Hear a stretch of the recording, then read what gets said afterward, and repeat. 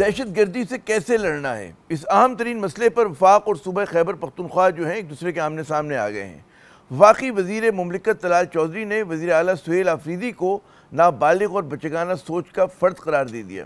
Press conference سے خطاب کرتے ہوئے طلال چودھری صاحب نے کہا کہ دہشت گردوں کا ہر صورت میں جو ہے قلع قمع کیا جائے گا۔ سہیل بزدار لگایا گیا ہے، دنستہ لگایا گیا ہے، سوچ سمجھ کے لگایا ہے۔ کم عقل اور بچگانہ سوچ والا بندہ لگایا جائے، وہ سیاسی پوائنٹ سکورنگ اور اپنے بانی کو خوش کرنے کے لیے بیانات اور اس طرح کے ڈرامے کرے۔ سہیل آفریدی اور ان کی گفتگو جو ہے وفاقی حکومت کو بری طرح سے کھل رہی ہے۔ یہ آج متواتر دوسرا دن ہے کہ طلال چودھری صاحب جو ہیں انہوں نے سہیل آفریدی کو تنقید کا نشانہ بنایا۔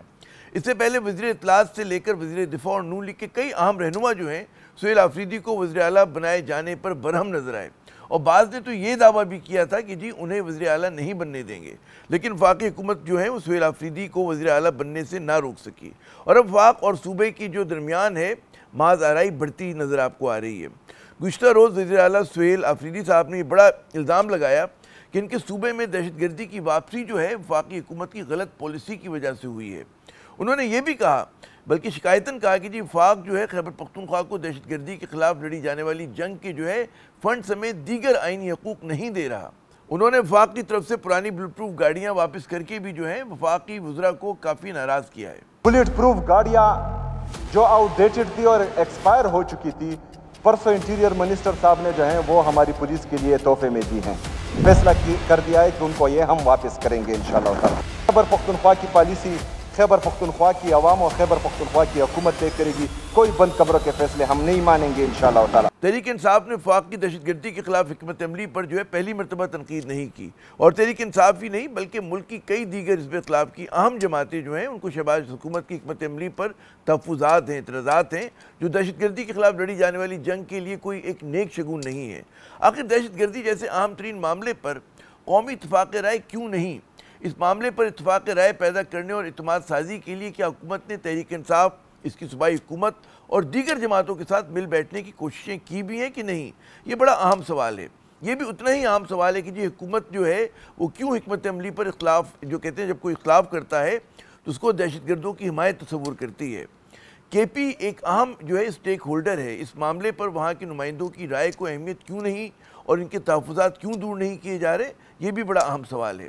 اگر اعداد و شمار کی بات کی جائے تو پی ڈی ایم کے دور اول اور پھر دوئم میں جو ہے دہشت گردی کے واقعات بڑھنے کا جو الزام ہے غلط نہیں ہے۔ Pakistan institute for conflict and security studies جیسے معتبر ادارے کے اعداد و شمار کے مطابق 2014 میں 1609 دہشت گرد حملے ہوئے، جو اس وقت سے لے کر اب تک کی بلند ترین شرح ہے۔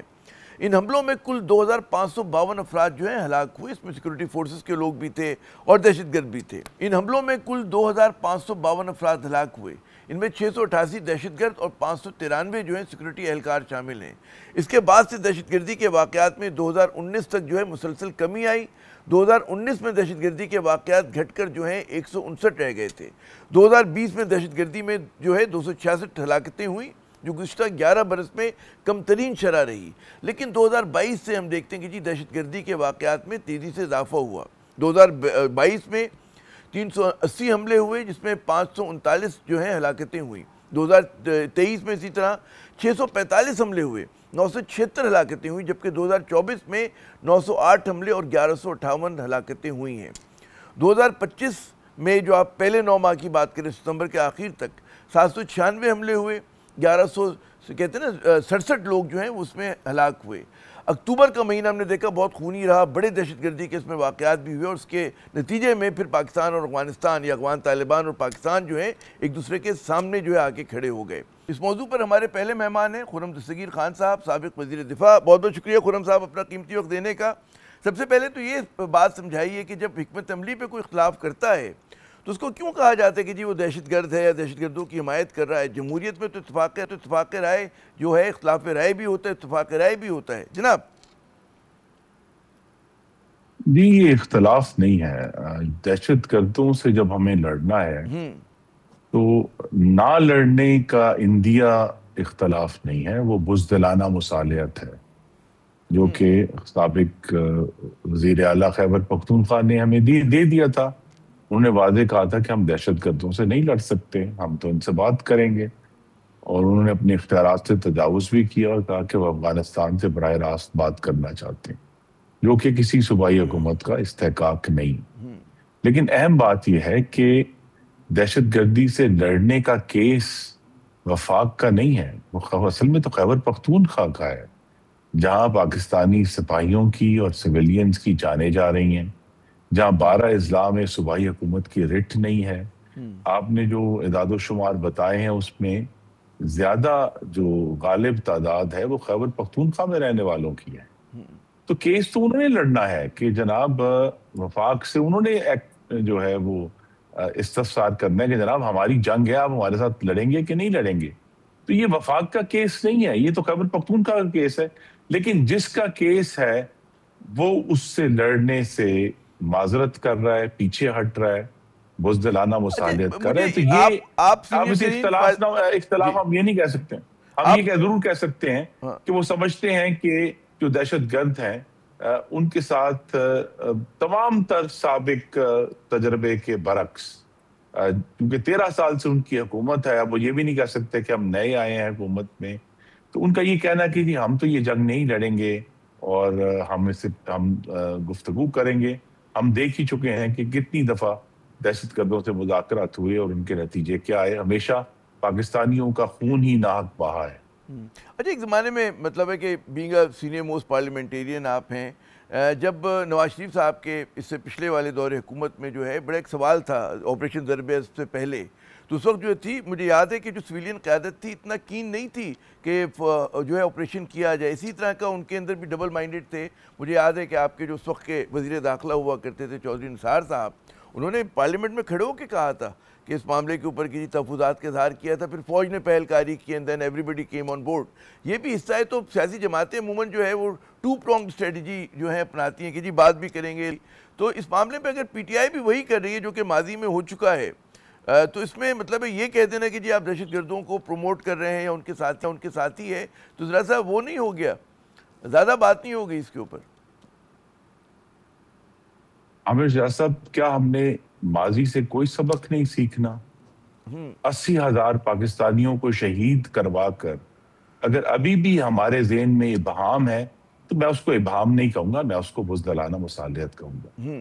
وفاق کو تو غالباً اب سمجھ آ گئی ہے، لیکن خیبر پختونخوا کی حکومت اپنی وجوہات کی بنا پہ وہ سبق سیکھنے سے انکار کر رہی ہے اور اپنے صوبے کے 4.5 کروڑ میرے پاکستانی بھائیوں اور بہنوں کی زندگیاں، ان کے کاروبار، روزگار کو خطرے میں ڈال رہی ہے۔ اچھا، دیکھ رہے ہیں اتنے اہم موضوع کے اوپر جو ہے گفتگو جو ہو رہی ہے، اخبارات میں ہو رہی ہے، میڈیا میں ہو رہی ہے، خود کیا وفاق نے کوشش کی کہ جی ان کو قائل کیا جائے، one of the main stakeholders ہیں کہ جناب آپ مطلب یہ ایشوز ہیں؟ اور ایک اور لوگ کہتے ہیں کہ جی جب خود وفاق کہتا ہے کہ کہتے ہیں نا بیرون ملک سے جو ہیں دہشت گرد آ رہے ہیں، افغانستان کی سرزمین سے آ رہے ہیں، تو ظاہر ہے کہ پھر وہاں پہ جو کہتے ہیں نا کہ فرنٹیئر کی جو حفاظت ہوتی ہے سرحد کی، وہ تو پھر وفاق کی ذمہ داری آ جاتی ہے۔ تو دونوں جب تک ایک دوسرے سے تعاون نہیں کریں گے، ابلاغ نہیں ہوگا، تو وہ کیسے معاملہ آگے بڑھے گا؟ اور اس میں کیا وفاق پہ تنقید نہیں بنتی کہ جناب کیونکہ اتنی زہریلی فضا ہے سیاسی طور پہ، تو ایک دوسرے کو نہ آپ سننے کو تیار ہیں، نہ وہ سننے کو تیار ہیں، نہ آپ لچک دکھا رہے ہیں، نہ وہ لچک دکھا رہے ہیں، تو مطلب قصوروار تو برابر کا ہوگا؟ جی نہیں، میری گزارش ہے، یہ بڑے ادب سے عرض کروں گا کہ یہ ایک انجسٹیفائڈ مورل ایکویولنس ہے، یہ اخلاقی برابری نہیں ہے۔ ہم بات کرنے کے لیے ہمیشہ تیار ہیں، تیار رہیں گے۔ جو خیبر پختونخوا کی حکومت اور وہاں جو حکمران جماعت 13 سال سے حکومت کر رہی ہے، وہ عوام کے مسائل پر بات نہیں کرنا چاہتے، وہ صرف بانی چیئرمین کی رہائی پر بات کرنا چاہتے ہیں، وہ اپنے کیسز ختم کروانے پر بات کرنا چاہتے ہیں۔ آج بھی میں آپ کے پروگرام میں بڑی صراحت سے کہنا چاہتا ہوں کہ جس وقت خیبر پختونخوا کی حکومت دہشت گردی پر، عوام کی فلاح کے کسی بھی مسئلے پر وفاق سے بات کرنا چاہتی ہے، ہم 24 گھنٹے کے اندر تیار ہوں۔ اچھا، اس میں ایک اور بات ہے کہ جی مطلب ہے کہ ماحول بنانا، اب اگر نئے وزیر اعلیٰ چاہتے ہیں کہ جی وہ جیل جا کے ملاقات کر لیں اپنے پارٹی لیڈر سے، تو اس میں کیا حرج ہے؟ تو آپ لوگ کیوں ایک کہتے ہیں کشادہ دلی کا مظاہرہ نہیں کرتے؟ کیونکہ سیاسی، آپ مجھ سے بہتر جانتے ہیں کہ سیاستدان جیل میں ہوتا ہے، ملنا کیا پرابلم ہوتی تھی؟ زرداری صاحب سے لوگ جوک در جوک ملنے جایا کرتے تھے، پورا مطلب ان کے پارٹی کے کارکن تک آیا کرتے تھے ملنے، اور بھی اسی طرح لوگ جیل میں گئے، ہم نے بڑا کور کیا۔ جی عامر صاحب آپ چونکہ ماضی کے بہت اچھے طالب علم ہیں تو میں یاد کرا دوں کہ 2019 کے موسم خزاں میں محمد نواز شریف جو لاہور جیل میں قید تھے ان کی تمام ملاقات بند کر دی گئی تھی وزیر اعظم پاکستان جو بانی چیئرمین ان کے حکم سے، کیونکہ میں بھی وہاں جایا کرتا تھا ان سے ملنے کے لیے. تو یہ ماضی کے معاملے ہم جو ہے نا وہ ہم اس کی دلدل میں اگر نہ دھسیں. نہیں آپ صحیح کہہ رہے ہیں، لیکن آپ نے کہا نا کہ ماضی سے سیکھنا چاہیے. میری توقع یہی ہے کہ اس ہفتے ان کی ملاقات ہو جائے گی اور سوال یہی ہے کہ ملاقات کے بعد جو بھی انہوں نے فیصلے لینے ہیں وہ فیصلے لے لیں گے. لیکن جو بنیادی معاملہ ہے اس وقت خیبر پختونخوا میں وہ یہی ہے کہ کیا خیبر پختونخوا کے وسائل جو ہیں وہ مستقل وفاق پر چڑھ دوڑنے کے لیے استعمال ہوں گے یا کیا وہاں کے رہنے والے 4.5 کروڑ پاکستانیوں کی زندگیوں میں صحت، امن، تعلیم، انفراسٹرکچر پہنچانے کے لیے استعمال ہوں گے. اس بات کا جواب جو ہے وہ آفریدی صاحب نے ابھی دینا. اچھا پی ٹی آئی کو چھوڑیں، ان کی تنقید چھوڑیں، دیگر جماعتوں کو بھی اور ہمارے سول سوسائٹی کے بھی جو بعض ممبرز ہیں ان کو بھی اعتراض ہے، صرف کے پی پہ ہی نہیں بلوچستان کے معاملے کے اوپر بھی، کہ وہ یہ کہتے ہیں فاق کے پاس جب سے شہباز شریف صاحب کی حکومت آئی ہے تو لگ یہ رہا ہے کہ ٹول کٹ میں صرف ایک ہی اوزار ہے کہ جی فوج کو استعمال کیا جائے، سیکورٹی فورسز کو استعمال کیا جائے، اور جو کہتے ہیں نمائندوں کو اعتماد میں لینا، ایک براڈر کنسنسس بلڈنگ کرنا دونوں صوبوں کے اندر جہاں پہ ہم دیکھ رہے ہیں کہ اس وقت دہشت گردی کا افریت ہے وہ نہیں ہو رہا ہے. پھر اسی طرح جو فٹ سولجر ہیں ہمارے یہاں ایک بڑا کلیدی اس کا حصہ ہوا کرتا تھا کہ جی فٹ سولجر کو ریہیبلیٹیٹ کریں گے، اس کو جو ہے دوبارہ مین اسٹریم میں لے کر آیا جائے گا، اس کو تعلیم تربیت دی جائے گی. باقاعدہ یہ ہوا کرتا تھا ایک زمانے میں، پاک فوج کے انڈر میں ہی پروگرام چلا کرتا تھا. تو کیا وجہ ہے کہ صرف فوکس ایک چیز پہ لگ رہا ہے کہ جی ہاتھ میں ہتھوڑی ہے، ہر پرابلم کیل نظر آ رہی ہے، مارے زور سے؟ جی دیکھیے دونوں صوبوں کے حالات فرق ہیں. خیبر پختونخوا میں دیکھیں جہاں کی حکومت ہے اس کا بڑا کہتے ہیں نا پرزور دعویٰ ہے کہ وہ نمائندہ حکومت ہے. اگر وہ نمائندہ حکومت ہے تو یہ جو دہشت گرد ہیں یہ کوئی حقوق کے طالب تو نہیں ہے. نمائندہ حکومت تو موجود ہے، جمہوریت وہاں موجود ہے، تو وہ کیا وہ دہشت گرد جو ہیں نہ اب امریکہ کے خلاف جہاد کا کوئی بہانہ موجود ہے نہ کوئی دینی جہاد کا بہانہ موجود ہے. خیبر پختونخوا کے دہشت گرد تو پیورلی ہندوستان کی ایما پر افغانستان سے پاکستان پر حملہ آور ہیں اور ہمیں ان سے لڑنا ہے، ہم نے ان سے مذاکرات نہیں کرنے، کیونکہ مذاکرات کرنے کا ایجنڈا کیا ہے؟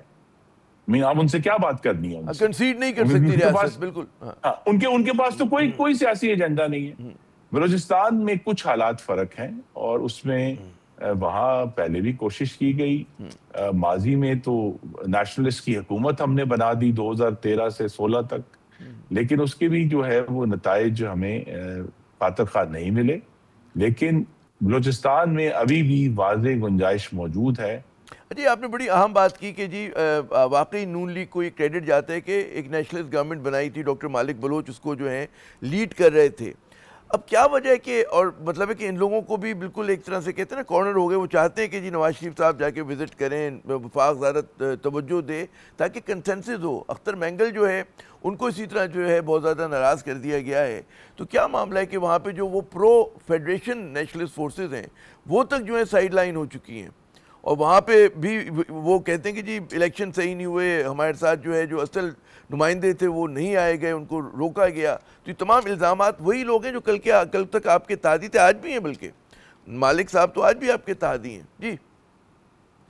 جی عامر صاحب یہاں ایک ہمیں تاریخی آبزرویشن اگر ہم سیکھ سکیں کہ جو 18ویں آئینی ترمیم میں بہت اچھے طریقے سے صوبوں کو خود مختاری دی گئی. جو ایک گیپ ہے پروونشل گورنمنٹس اور پروونشل اسمبلیز کے جو ریئل فنکشن ہے اس تک ابھی بہت ہمیں سفر طے کرنا ہے.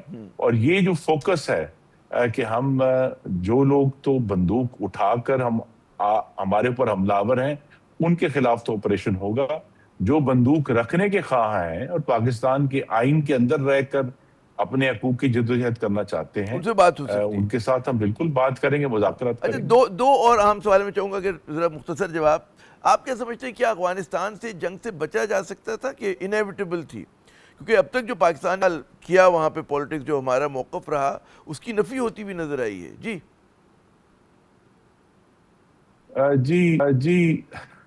بچا نہیں جا سکتا تھا. ہم مختلف قسم کی غلط گمانوں کا شکار تھے اور بالآخر وہ پردے ہٹنا شروع ہوئے ہیں.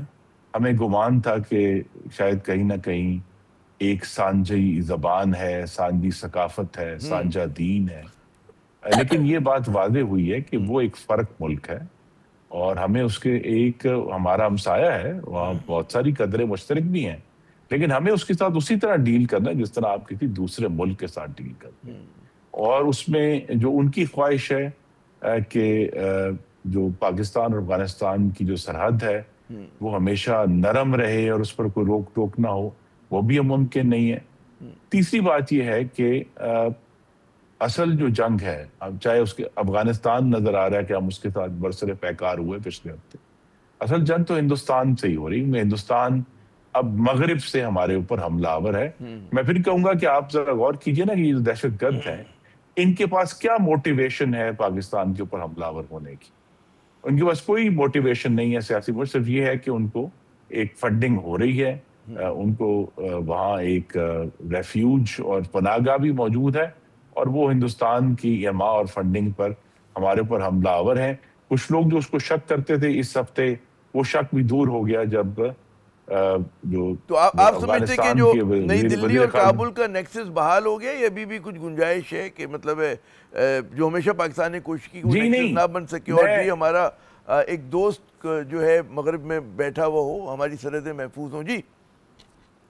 جی نئی دلی اور کابل کا نیکسس بے نقاب ہو گیا ہے، وہ نیا نہیں بنا، بے نقاب ہو گیا اصل میں، جو پہلے سے موجود تھا.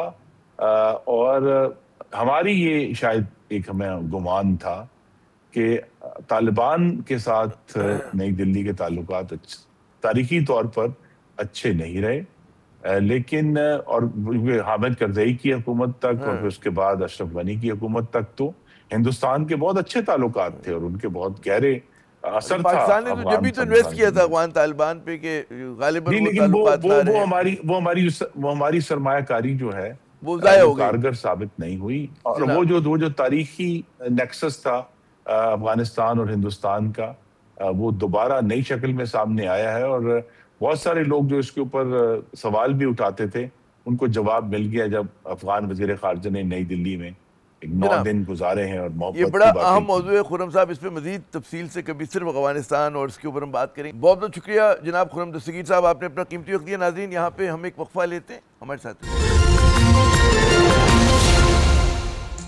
تو جناب دہشت گردی کے معاملے پر جو ہے وفاق اور صوبہ خیبر پختونخوا کیوں آمنے سامنے کھڑے ہیں؟ پروگرام کے حصے میں ہمارے مہمان ہیں محترم مینا خان آفریدی صاحب، تحریک انصاف کے سینئر رہنما ہیں، ایم پی ہیں. بہت بہت شکریہ مینا صاحب اپنا قیمتی وقت دینے کا. طلال چودھری، آج ہم دیکھ رہے تھے کہ بہت زیادہ جو ہیں آپ کے نئے وزیر اعلیٰ پہ گرجے برسے، سیاسی طور پہ نابالغ کہا. دوسری جانب جو ہے سہیل آفریدی صاحب نے الزام لگایا کہ جی جو دہشت گردی کی واپسی ہوئی ہے کے پی میں وہ وفاق کی غلط پالیسیوں کا نتیجہ ہے. کچھ وضاحت کریں گے کہ جی پالیسی میں ایسا کیا غلط ہے؟ جی بہت شکریہ آپ کا. دیکھیں پہلے تو یہ طلال چودھری کو اتنا سیریس نہ لیں. انہوں نے جو کمنٹ پاس کیے ہیں وزیر اعلیٰ کے خلاف، ہم تو اللہ تعالیٰ سے دعا کرتے ہیں کہ اللہ ہمیں جو ہے طلال چودھری جیسا تنظیم سازی والا بالغ بندہ نہ بنا. ہم یہ نابالغ ٹھیک ہے، اس جیسا نہ بنا. اور باقی جو دہشت گردی کے حوالے سے آپ بات کر رہے ہیں، دیکھیں جب یہ جو الزام لگاتے ہیں عمران خان کے اوپر یا ہماری گورنمنٹ کے اوپر جو وفاقی حکومت کی ہماری، تو وہ تو انہیں نے وہ کیا ہے کہ وہ جو ان لوگوں کو دوبارہ سے بسایا ہے ان لوگوں کو اور واپس لے کے آئے ہیں. جب ہماری حکومت تھی کیبنٹ کے اندر جو ایجنڈا آیا اس میں مراد سعید صاحب نے، نور القادری صاحب نے اس کو اپوز کیا اور پھر اس کے بعد پھر ایجنڈے میں نہیں آیا. پھر جب رجیم چینج ہوئی اور ان کی حکومت آئی تو انہوں نے پھر مذاکرات کے ذریعے وہ ان لوگوں کو بھی لے کے آئے اور آج انہی کی وجہ سے جو ہے یہ سارے حالات خیبر پختونخوا اور پرٹیکولرلی فاٹا کے اندر خراب ہے. اور یہی لوگ پی ڈی ایم کے اندر بھی یہ لوگ تھے اور آج بھی انہی کی حکومت ہے اور انہی کی وجہ سے جو ان کی غلط پالیسیاں ہیں اس کی وجہ سے خیبر پختونخوا کے حالات جو ہیں وہ تو آج جو ہے حکمت عملی میں کیا فرق ہے کہ وفاق کہہ رہے کہ جی ہمیں ٹی ٹی پی سے مذاکرات نہیں کرنے اور وہ کہتے ہیں جی پی ٹی آئی کہتی کہ جی مذاکرات کرنے چاہیے، کیا پوزیشن ہے، کیا جھگڑا ہے کس بات کی، اسٹریٹجی میں فرق ہے؟ اس کے اندر کلیئرٹی بڑی ضروری ہے۔ ہمارا موقف یہ ہے کہ وفاق اور جو سٹیک ہولڈرز ہیں، جو سیکیورٹی ادارے ہیں، وہ اپنے طور پہ یونیلیٹرل کاروائی نہ کرے، وہ یہاں کے جو صوبائی حکومت ہے، وہاں کے جو عمائدین ہیں، وہاں کے جو M N As M P As ہیں، لوکل گورنمنٹ کے نمائندے ہیں، امن کی جو آوازیں ہیں ان کو، اور پولیٹیکل جماعتیں جو ہیں ان تمام کو بٹا کے ان کے ساتھ جو ہے چیزوں کو ڈسکس کرے، اور ان کو جو بھی لائے عمل وہ دے، وہ ان کو جو بھی طریقہ کار منظور ہو اس کے مطابق جو ہے آپ کاروائی کریں۔ اگر آپ اپنے طور پہ کاروائی کریں گے، اس سے جو نقصان ہوتا ہے، کولیٹرل ڈیمیجز ہوتی ہے، اس سے جو معصوم لوگوں کی جانیں جاتی ہیں، اس سے مسئلہ حل نہیں ہوتا، بلکہ یہ مسئلہ مزید گمبھیر ہوتا ہے۔ ایک کے بجائے 5 مزید لوگ جو ہیں وہ نکلتے ہیں ریاست کے خلاف، کہ وہ انتقام کی وہ آگ ہوتی ہے وہاں پہ۔ تو میں یہ سمجھوں کہ آپ لوگ ٹی ٹی پی سے مذاکرات کی بات نہیں کر رہے، آپ کہہ رہے ہیں کہ جی علاقے کے عمائدین سے بات کی جائے تاکہ آپریشن کے لیے راہ ہموار ہو، یہ سمجھے آپ کی؟ نہیں، میں یہ تصحیح کر لیں، آپریشن کے لیے نہیں، ہم سمجھتے ہیں operation is not an option. ان لوگوں کے ساتھ بیٹھے جو وہاں کے عمائدین ہیں، وہاں کے جو ملک ہیں، وہاں کے جو M P As M L As ہیں، لوکل گورنمنٹ کے نمائندے، ان کے ساتھ بیٹھے، ان کے پاس ان کے پاس جو بھی حل ہے وہ حل جو ہے وہ صوبائی حکومت کو قابل قبول ہے۔ نہیں، وہ کیا حل ہے؟ مطلب وہی تو کہہ رہے ہیں کہ آپریشن نہ کریں، دہشت گردوں سے نہ لڑیں، تو کیا کریں؟ کیونکہ ماضی میں بھی جب بھی گفتگو ہوئی تو فائدہ جو ہے وہ دہشت گردوں کو ہوا۔ میرا صاحب آپ مجھ سے بہتر جانتے ہیں۔ جی بالکل بھی ایسا نہیں ہے، وہ لوگ جو ہیں وہ لوگ جرگوں کو جانتے ہیں، وہاں کی روایات رہی ہے، انہوں نے اپنے جرگوں کے ذریعے بڑے بڑے معاملات حل کیے ہیں۔ ایسا نہیں ہے، وہ لوگوں کی وجہ سے تو لوگوں نے کانٹر ریزولوشن سیکھا ہے۔ جرگا تو ان لوگوں کی پیداوار ہے قبائلی علاقہ جات کی، تو وہ لوگ تو جانتے ہیں کہ کیسے کمپلیکس کو ریزولوشن کی طرف لے کے جانا ہے۔ عرض یہ ہے کہ ان کے پاس ہوگا، آپ بیٹھے تو ان کے ساتھ، وہ جس بھی آپشن کے اوپر راضی ہوتے ہیں، صوبائی حکومت اس آپشن کے ساتھ کھڑی ہوگی۔ کیا آپ کوئی آؤٹ لائن ہمیں بتانا پسند کریں گے کہ کیا وہ آپشن دیں گے ایسا کہ جو فاقی سمجھ میں نہیں آ رہا، اور اگر یہ راستہ اپنایا جائے تو مطلب ہے کہ امن آ سکتا ہے، دہشت گردی کا خاتمہ ہو سکتا ہے؟ سر میں نے بتا دیا نا، ہر وہ آپشن جو وہ آپٹ کریں گے یہ لوگ۔ اب اگر میں اپنے طور پہ کہوں تو میں وہاں کا ایک صوبائی حکومت کے طور پہ بیٹھا تو ہوں، لیکن میں ان کی رائے یہاں پہ ایکسپریس نہیں کر سکتا کہ ان کی کیا رائے ہو سکتی ہے۔ وہ جب مختلف جماعتوں کے لوگ ہوں گے، ہر جماعت کے لوگ ہوں گے، وہاں پہ الیکٹڈ ریپرزینٹیٹو ہوں گے، وہاں پہ قبائلی ملک ہوں گے، عمائدین ہوں گے، تو وہ لوگ جب آپ ان کے ساتھ بیٹھیں گے، ان کے ساتھ ڈسکس کریں گے، وہ آپ کو گراؤنڈ کی ریئلٹیز بتائیں گے، جو ٹرسٹ ڈیفیسٹ ہے وہ آپ کو بتائیں گے۔ افغان مہاجرین کی واپسی پہ بھی تحفظات ہیں آپ لوگوں کو، تو اس کی ذرا وضاحت کیجئے گا۔ ہمارا تحفظات یہ ہیں کہ ایک تو جیسے چیئرمین عمران خان صاحب نے کہا کہ آپ ان کو زبردستی نہ نکالیں، ان کی بحثی نہ کریں۔ پاکستان نے 40 سال جو ہے ان کی مہمان نوازی کی، میزبانی کی، یہاں پہ ان کو روکے رکھا۔ اب ایک دن میں یا ایک ماہ کے اندر آپ ان کو زبردستی دھکیلیں گے، ان کا سارا پیچھے جو ہے وہ رہ جائے گا، تو یہ بحثی نہ کریں، نمبر 1۔ نمبر 2، جو ایک راتوں رات انہوں نے نوٹیفیکیشن نکالا کہ 43 کیمپس ہیں خیبر پختونخوا کے اندر، اور آپ ایک ہی رات اس کو جو ہے ختم کریں، اگلے دن وہ غیر قانونی بن جائیں گے، اور ایک دن کے اندر آپ کیسے ان کو مطلب سرحد پار کر سکتے ہیں؟ تو ہمارا مطالبہ یہ ہے کہ ایسا میکینزم بنایا جائے کہ یہ لوگ جو ہے عزت کے ساتھ، وقار کے ساتھ جائیں، اور بارڈر کے اوپر جو ہے وہاں ان کے لیے ایسی فیسلٹیز بنائیں کہ وہ وہاں پہ خوار نہ ہو، بلکہ ایک کے بجائے 4-5 وہاں پہ وہ بنائیں، انٹری پوائنٹ بنائیں، اور ادارے جو وہاں پہ فیڈرل ادارے وہ ان کے ساتھ کوپریٹ کر کے عزت کے ساتھ جو ہے وہ واپس جائیں۔ بہت بہت شکریہ مینا خان صاحب، آپ نے اپنا قیمتی وقت دیا۔ یہاں پر ایک ہم وقفہ لیتے ہیں، وقفے کے بعد جب دوبارہ حاضر ہوں گے تو کچھ بات کرتے ہیں کراچی کے دکھوں کی، یہاں کے جو ڈیلیڈ پروجیکٹس ہیں جو ایک بار شروع ہوتے تو مکمل نہیں ہوتے، ان پہ بات کرتے ہیں، لیکن وقفے کے بعد۔ لاہور، پنڈی، اسلام آباد اور پاکستان کے دیگر بڑے شہروں کے باسی جو ہیں بڑے خوش قسمت ہیں کہ اگر وہاں ترقیاتی منصوبے شروع ہوتے ہیں تو وقت پر مکمل بھی ہو جاتے ہیں۔ لاہور اسلام آباد میں تو جو ہیں سڑکیں، شاہراہیں اور انفراسٹرکچر منصوبے جو ہیں ریکارڈ مدت میں پورے ہوتے ہیں، لیکن کراچی جو ہے دیگر معاملات کی طرح اس میں بھی ان سے کہیں پیچھے، بلکہ بہت پیچھے ہے۔ مثال کے طور پہ گرین لائن منصوبے کو لے لیں، جس کا آغاز جو ہے آج سے 9 برس پہلے ہوا تھا اور جو آج بھی جو ہے نامکمل ہے، اور اس کی تکمیل کے جو ہیں دور دور تک آثار نہیں۔ گرین لائن اور کہتے ہیں نا ریڈ لائن اور بھی کچھ منصوبے ہیں کہ ان کی وجہ سے ہم دیکھتے ہیں کراچی کی چند اہم ترین شاہراہیں جو ہیں وہ کھلی ہوئی ہیں، وہاں فضا جو ہے گرد و کہتے ہیں غبار سے آلودہ ہے، ٹریفک جیم جو ہے معمول بن چکے ہیں، لیکن ارباب اختیار کو ان منصوبوں کو مکمل کرنے کی کوئی جلدی نہیں۔ اور یہ اگر ہم گرین لائن کی بات کریں تو اسی منصوبے کی گزرگاہ میں جو ہے ایم اے جناح روڈ پر نمائش جو ہے اس کو جامع کلاس سے جوڑنے والی سڑک جو ہے وہ بھی آتی ہے، بڑا مصروف ترین ٹکڑا ہے یہ، مگر اب جو ہے پچھلے 3 ماہ سے وہ بھی جو ہے 70% کھدا ہوا ہے اور بدقسمتی سے وہاں کام بھی بند ہے۔ اس رکاوٹ کی وجہ سے وفاق اور سندھ حکومت کے درمیان جو اختیارات کا جھگڑا ہے اور جس کی سزا جو ہے کراچی والے بھگت رہے ہیں۔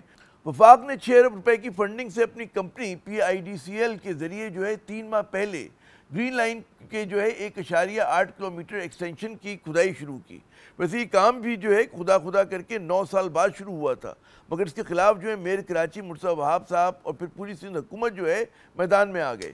میئر کراچی کے مطابق فنڈنگ بے شک وفاقی ہو، مگر یہ منصوبہ چونکہ میونسپل حدود میں آتا ہے اس لیے مقامی ایجنسیوں کے ذریعے کام ہونا چاہیے، یہ ان کا مطالبہ ہے، نہ کہ وفاقی اداروں کے ذریعے۔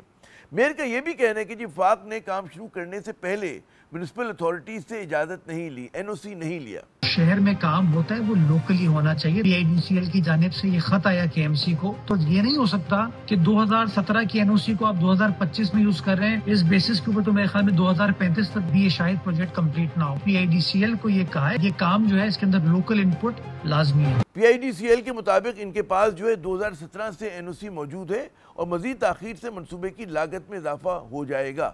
دوسری طرف جو ہے ہم دیکھتے ہیں کہ مسلم لیگ اور متحدہ قومی موومنٹ نے پیپلز پارٹی کو کراچی کی ترقی میں رکاوٹ قرار دیتے ہوئے کہا ہے کہ جی انہیں شہر والوں کا کوئی احساس نہیں ہے اس جماعت کو۔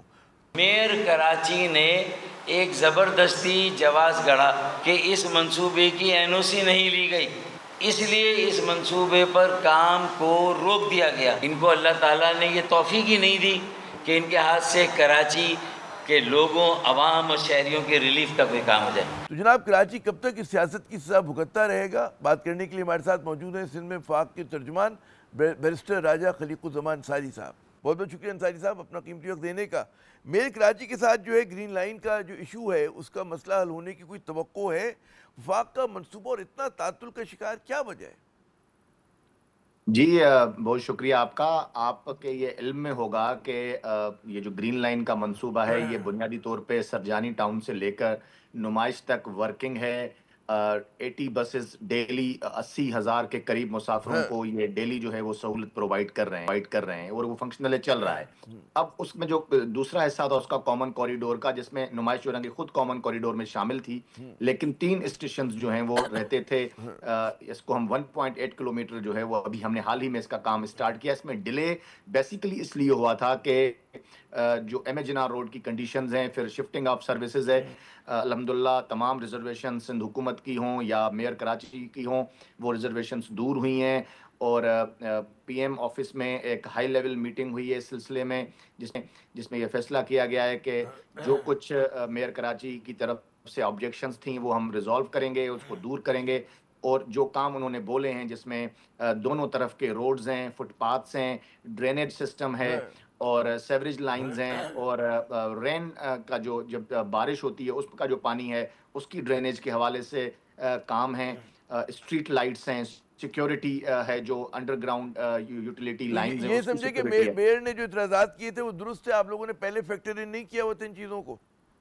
نہیں، بیسیکلی میئر کے اعتراضات آلریڈی اس پروجیکٹ کے تمام کاموں میں شامل تھے وہ کام، لیکن میئر صاحب یہ چاہ رہے تھے کہ ہم پہلے وہ کام کر لیں اور بعد میں یہ گرین لائن کا جو مین کام ہے وہ ہم اسٹارٹ کریں، اور ہمارا یہ نقطہ نظر تھا کہ آپ ہمیں کام کرنے دیں، ہم کام کے فلو میں چلتے ہوئے کام میں باقی کام بھی یہ سارے کر دیں گے۔ لیکن جب محترم وزیر اعظم نے اس کا نوٹس لیا اور پھر آپ نے دیکھا کہ چند دن قبل ان کی MQM کے وفد سے بھی ملاقات ہوئی اور پھر ان کی پاکستان پیپلز پارٹی کی قیادت سے ملاقات ہوئی۔ کب تک یہ شروع ہو جائے گا دوبارہ سے منصوبے پہ کام؟ کیا آپ لوگوں کا اسسمنٹ ہے؟ ان کو یہ بھی اعتراض ہے کہ جی وفاقی ادارہ کیوں کر رہا ہے اس پہ کام ہمارے اپنے صوبائی یا جو لوکل ہیں وہ کیوں نہ کریں؟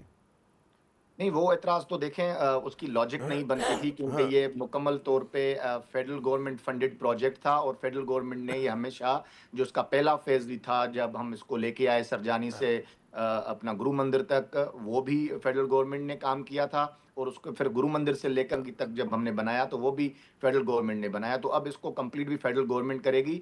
ایک اور بڑی غلط فہمی تھی میئر کراچی صاحب کے ذہن میں کہ جی یہ کوئی شاید 2035 تک چلا جائے گا، تو ہم نے یہ انشور کیا تھا کہ یہ ریڈ لائن نہیں ہے، یہ گرین لائن ہے، اور انشاءاللہ ہم اس کو ودن 1 ایئر کمپلیٹ کریں گے، اور جون 2026 اس کی ڈیڈ لائن تھی کمپلیشن کی، لیکن اب چونکہ اس میں 1 مہینے کا ڈیلے ہوا ہے تو یہ شاید تھوڑا ڈیلے ہو جائے گا، لیکن 2026 میں ہی ہم اس کو کمپلیٹ کر لیں گے۔ تو اب ہم یہ سمجھے خوشخبری ہے کہ یہ کام شروع ہونے والا ہے کل پرسوں سے؟ جی بالکل، یہ انشاءاللہ نیکسٹ ویک ہم اس کا کام سٹارٹ کر لیں گے، اور کراچی کے شہریوں کو بہت جلد بہترین سفری سہولیات میسر ہوں گی۔ جاتے جاتے یہ بتائیے کہ ایک بڑا عام تاثر ہے کہ وفاقی حکومت جو ہے وہ کراچی پہ اتنی توجہ نہیں دیتی، جس طرح کہ لاہور میں بڑے بڑے منصوبے لائے جاتے ہیں، دیگر شہروں میں لائے جاتے ہیں، کراچی میں بڑا بقدر عشق بلبل کوئی چھوٹا سا منصوبہ بڑی مشکلوں کے بعد آتا ہے، تو کوئی یہ رویہ تبدیل ہونے جا رہا ہے؟